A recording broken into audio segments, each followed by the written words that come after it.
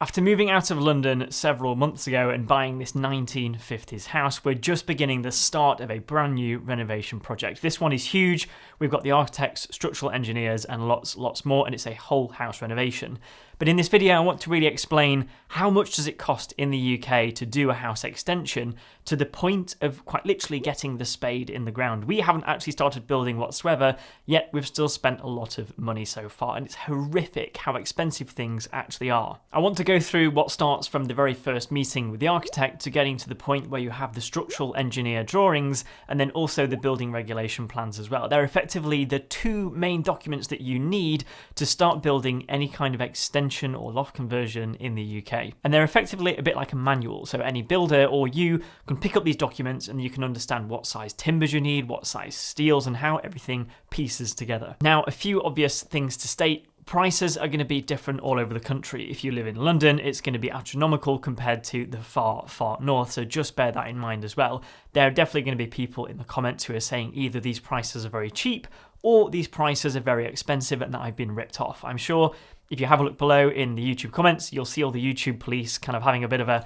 argument against themselves on those two exact points. This video I think is quite important because it will help anyone who's looking to renovate or build a house in the UK understand how much it genuinely costs to get to the point where you can actually start building the house or renovating and putting that first spade into the ground. So what are the scope of works for this house? So we're basically doing a complete top to bottom renovation. There's a huge loft in here, really high.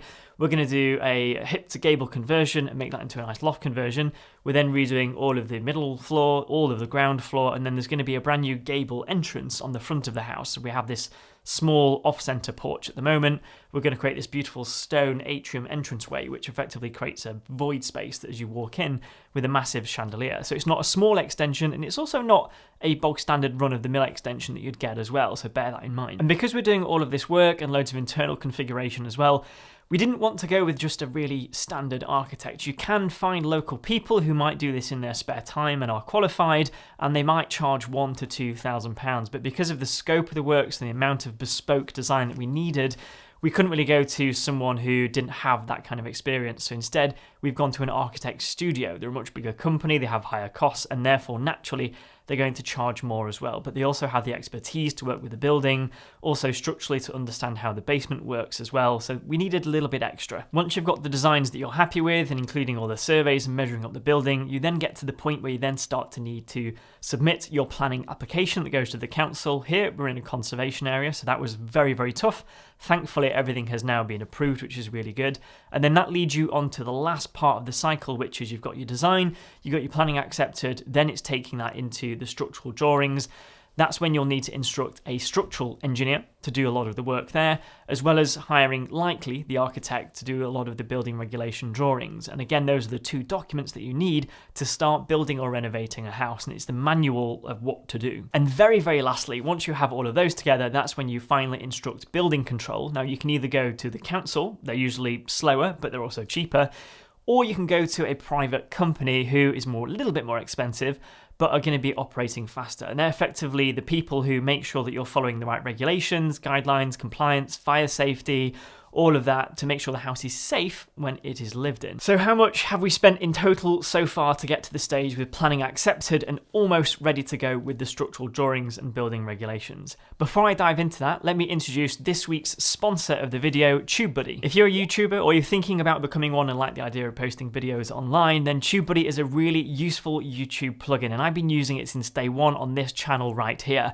It's helped with things like keyword research. All the topics and videos that you see here on the channel have always been thoroughly researched beforehand, and with the help of TubeBuddy, it's helped me make sure that I can optimize every video, get the titles right, the descriptions, fix all of the SEO, get the tags and the keywords all right, so that it has the best chance to reach out to a new audience as well as reappearing for people just like you. It also has lots of other cool suggestions, like tag suggestions to add all the tags to your video, an SEO studio, suggested shorts that you should be making in your short form content, as well as a thumbnail analyzer. All of that is super handy to make sure that you get that all important click on YouTube, which is what all of this is about, to grow an audience and to help people online. So if you're thinking about starting a YouTube channel or already have a YouTube channel today, then click on the link below and use the code to get 20% off your subscription. Okay, so if I add everything up from the architect's fees, the survey, planning permission, the building regulations, structural engineer, building control, all of that. So far, that total comes to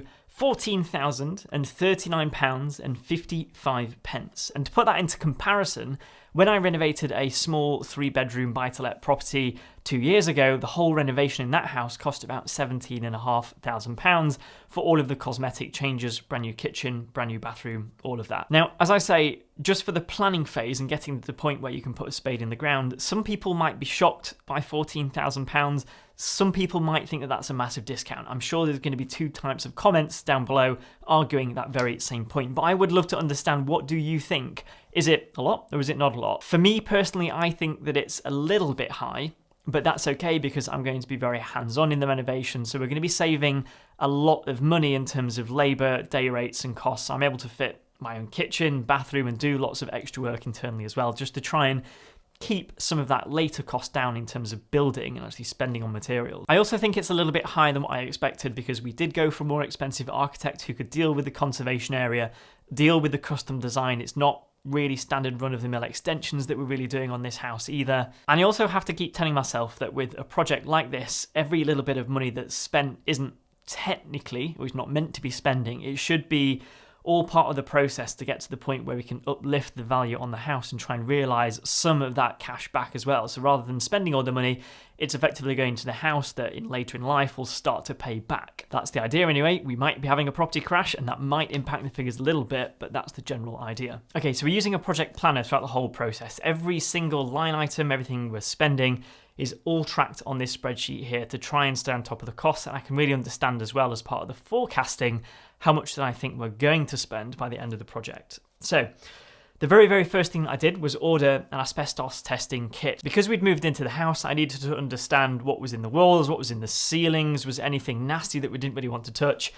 Thankfully, all of the 10 asbestos tests that we did came back negative, which is really good, and that gave me some confidence that I can happily knock through ceilings and walls, etc. That was £139.95 that we spent at the start. Then we started to engage with the architect, and the very first thing that we paid there was the measured building survey. So this is when they come round to the house, they'll measure every single wall, the pitch of the roof, the height of the roof, every single surface is measured, and they'll start to draw that out, and then they'll take that back to the studio and map it out digitally. And there we spent, including VAT, so it was £750 plus then VAT, which worked out to a total of £900 there. Then because where we are on the house, the land is quite steep, we had to then get a topographical survey. So that is basically a survey of all the ridges of all the neighbours' houses. Because we're in the conservation area, the council are a little bit precious about roof heights and ridge heights. So we needed to show how we compare to the neighbours and where we are, as well as the slope of the land and the whole map of the street scene as well. That was £495 plus VAT, so that was £594. Then we get to the actual design part with the architect. So here, the architect charged us £2,345 plus VAT, so £2,814. That was for the whole design process. That included unlimited designs. We could keep going back again and again and again until it was absolutely right. So if we didn't like it, we could tell them to scrap it, go back to the drawing board and try again. And we went through probably about 4 rounds of design iteration. They pretty much hit it spot on to begin with, but we wanted to make lots of small tweaks, explore different materials, so they were constantly sending PDF documents through of the 3D view of the house, as well as all of the 2D elevations of what each side would actually look like. We then went on to spend with the planning application. Now, this bit I think was a little bit pricey, and I think, again, this is why I'm happy that I'm doing some of the work in the house to recoup some of this overspend. We paid, including VAT, £1,200, which effectively paid for the design and access statement, which was a 12-ish page document that needed to go to the council.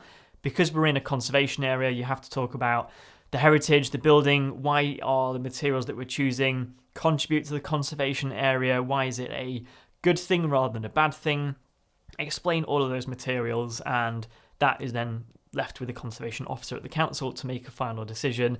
And then also we asked the architect to manage the planning application for us as well, which meant submitting it, dealing with the council, sending all the emails, and they effectively charged us £500 for each of those 2 services, plus then VAT.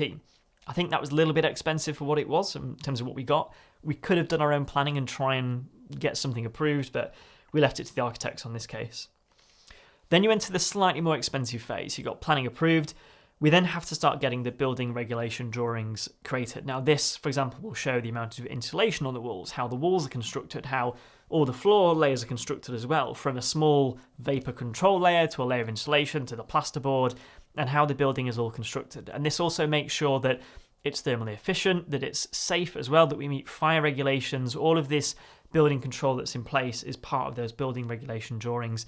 They're also accurate measured drawings as well, so we know exactly when we're knocking through walls or moving doorways, where and how everything fits together. We then have the actual planning application itself as well. So even though we ask the architect to manage this for us, when you submit an application to the council, there is a small fee. So we paid £238.20 to the local council to begin the planning application. Then you've got the structural engineer. I haven't quite spent this at the moment, but it is forecast and due very, very soon. What this is the structural engineer will look at all of the designs, the nice designs and diagrams and measurements that we have so far, and they'll actually make it a reality. They'll understand the structure of the house and they'll do all of the calculations to work out, do you need a steel beam, for example, when you're knocking through a wall to support all of the joists above it and the upper floor? Or when we're doing the loft conversion, what kind of structural support do we need in there to remove all of the current supports that are in the attic space, which effectively today make it unusable as a space to walk around? They'll create all of their drawings, they'll specify the size of steels, timbers, how to construct everything. Very, very useful part of the process, also very expensive for the amount of work that we're doing as well. Then you've got building control. So when you've got the planning accepted, you've got the building regulation drawings. This is when you either engage with the council or you go to a private company. And this is effectively an inspector who will turn up at certain parts of the process and they will make sure that you're doing things correctly. But they're effectively a bit like a teacher. They're there to advise you and help you. They're not there to tell you off when you're getting it wrong. They'll always be there proactively helping you along the process. And when they are there, ask them questions. If you're a little bit unsure on something, ask them how to do something, get their opinion on it. And this is, if you have a builder, this is what the builder should be doing. Or if you're also managing your own project, working with building control on all of those small problems that you might have coming up to see how they would fix a problem, solve a problem, or build something in the house that isn't quite clear on the regulation drawings. Next, we did a drain survey and unblock as well. So this was just meant to be a CCTV survey to figure out how all the drains connect around the property. There's quite a few of them. And we also wanted to get a CCTV survey as well to understand what's the state of all the drains. We did also find a massive blockage at the same time that was about several meters long. It could have been there many, many, many years, but because of the slope of the land, it wasn't really noticeable. And because all the pipes are cracked, we think it was just seeping through the ground as well. So for the CCTV survey, the mapping, and also the unblocking, we paid £540 for the drain survey. And then lastly are the site plans. This was just part of another part of the planning process where I needed to download some scale drawings and plans of the area and the streets to submit some change of use applications as well for the land, which cost £29.40. And when you add all of that together, that's just over £14,000. Now, I have done a few small things around the house. I've started ripping out the dining room and the kitchen, ready to open up the wall. But so far, that's quite a lot of money spent to not even begin building. But hopefully that has helped some of you who are either looking to build your own house or do some major renovations to really understand the true reality of what it costs just to get going. Because I'm planning to be quite hands-on, I'm happy to spend a bit more now in the planning process with a slightly better architect to get all of the right things in hand.